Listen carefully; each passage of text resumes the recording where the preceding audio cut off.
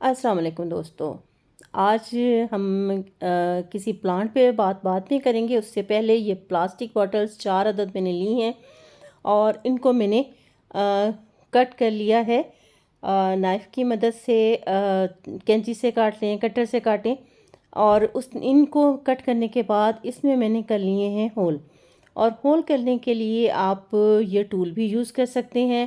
ये बिजली से काम करता है और इससे आप इसमें होल कर सकते हैं बहुत आसानी से। और अगर चाहें तो किसी लोहे की तार को या कील को गर्म करके उससे भी आप इसमें सुराख कर सकते हैं। और ये वाली डोरी जो है वो मैं इस्तेमाल कर रही हूँ, ये गलती नहीं है। जैसे वो सेबा या वो जूट की जो बनी हुई रस्सी होती है वो गल जाती है, क्योंकि एक दफ़ा मैंने अपनी हैंगिंग प्लांटर में वो यूज़ की थी और कुछ टाइम के बाद वो हैंगिंग प्लांटर जो है वहाँ से अब वो जो जूट की रस्सी थी वो टूट गई, गल के कट गई।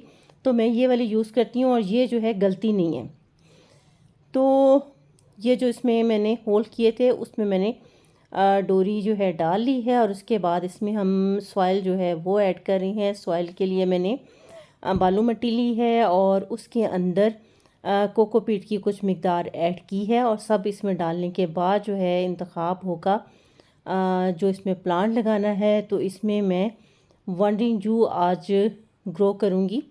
बेहद खूबसूरत प्लांट है। पर्पल वाली वंडरिंग जू तो बहुत अरसे से मेरे पास थी, लेकिन कुछ टाइम पहले मैंने जो ग्रीन वाली वंडरिंग जू है और वो मैंने ली और उसके बाद वो ग्रो हुई है। तो बाकायदा कह लें कि मोहब्बत होगी मुझे उस प्लांट से। कितना खूबसूरत वो उसके शेड्स हैं, इतनी खूबसूरत उसके ग्रीन कलर हैं कि मज़ा आ गया देख के।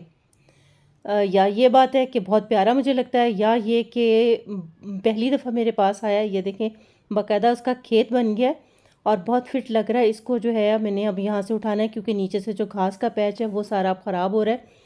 तो इस तरह हम इसकी कटिंग लेंगे और छोटी छोटी कटिंग जो है तकरीबन 2 से 3 इंच की वो हम कट करेंगे। और नीचे ये देखें नीचे इसके ज़मीन से टच कर रही थी तो वहाँ हर लीव के साथ साथ इसके जो है एक रूट बनना शुरू हो गई है। तो हम एक एक पत्ते के साथ भी इसको लगा सकते हैं, लेकिन मैं स्टेम के साथ जो है इसको लगाऊंगी, इतनी छोटी कटिंग नहीं लगाऊंगी। जैसे पर्पल वांडिंग जू बहुत तेज़ी से ग्रो होती है, इसकी ग्रोथ भी बहुत फास्ट है। और ये है जी कटिंग्स हमने ले ली हैं और छोटी छोटी कटिंग्स इस तरीके से इकट्ठी पकड़ के हम इसके अंदर लगा रहे हैं। और अभी तो ये है कि ये छोटा सा छोटी छोटी कटिंग है, जब ये फैलेंगी क्योंकि इसकी ग्रोथ अच्छी होती है, फैलेंगी तो बहुत खूबसूरत जो है एक कह लें कि टावर, प्लांट का टावर सा जो है ना एक बन जाएगा। तो मैं आपसे ज़रूर शेयर करूँगी कि ये कैसा लग रहा है। कटिंग से निचले लीव जो हैं हम रिमूव कर रहे हैं ताकि कटिंग थोड़ा हम अंदर तक ले जाएं सॉइल के। और इसके बाद ये इसके अंदर कटिंग्स हम लगा देंगे।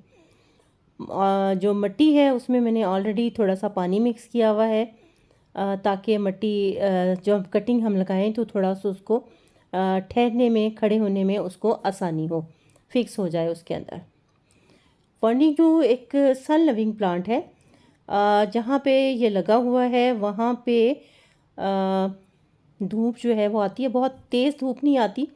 आप कह लें कि 1-1:30 बजे के बाद जो है ना वहाँ पे धूप आती है और वहाँ पे धूप आ रही है।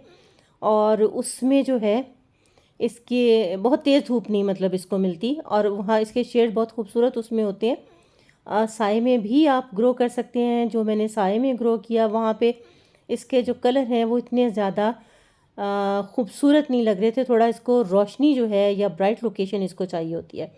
ये है जी मेरा प्लांट जिस कटिंग लगाने के बाद, और कुछ टाइम के बाद देखेंगे कि इसकी क्या सूरत हाल बनती है।